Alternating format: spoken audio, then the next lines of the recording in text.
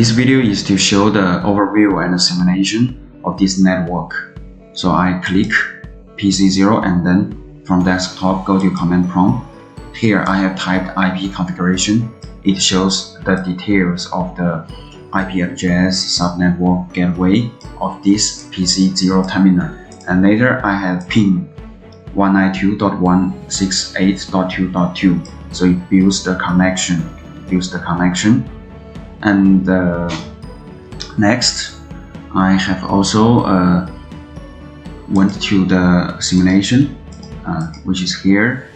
Set this symbol to build the connection between source PC0 to destination PC1 through the router. And now, shall we start? So first, the package goes to the router from the PC0 terminal, and then goes to the PC1. So you can see the pin time here, and then what was the last device.